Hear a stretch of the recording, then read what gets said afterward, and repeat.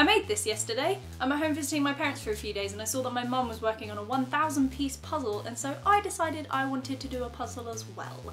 But the only ones we could find were 3D. So that's great. I made it though, which is fun. It's falling apart. Oh god, I just broke it. When we went rummaging in the garage to find the puzzles, we also came across a bunch of old board games that we used to play when I was younger. I thought I would share some of my favourites with you. So the first one is called Buccaneer, and basically you have a little pirate ship and you have to get to the middle of the board to collect as much treasure as you can, and then go all the way back to your base and put it in your treasure chest so that no one else can steal it from you. And you can have battles with other people. His mouth is such a weird shape. I don't understand it. There's a shell in here. There's 2 shells in here. Why are there shells? Got your bars of gold, barrels of rum, little diamonds and pearls, and my favourite, which was the rubies. Ah, pretty. So that's a fun game. I remember playing it a lot when I was younger, mainly because I just wanted to get the treasure because it was so darn cute. The second is Wildlife. Basically, I think, if I remember correctly, what you're trying to do is catch all of these wild animals and bring them back to your zoo for money. But I think when I was younger I didn't really understand the premise of the game, so I just thought we were going around and finding these animals and taking pictures of them because they were cool and it was fun to see them. Oh, I have the instructions. Let's see what it says in here about what you have to do. You're catching animals and putting them in zoos because they might die if they're left. So you're saving their lives.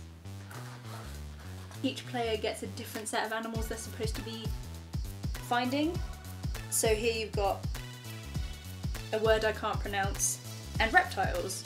So you've got to get a long-nosed tree snake and a rhinoceros. But then over here on the green one you've got children's zoo.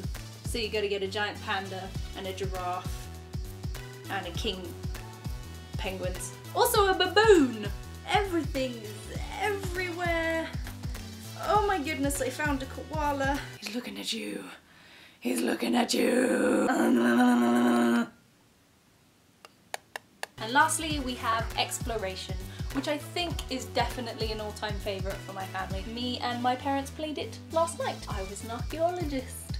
So basically with this game, Oh, I found a Pictionary card in there. Great.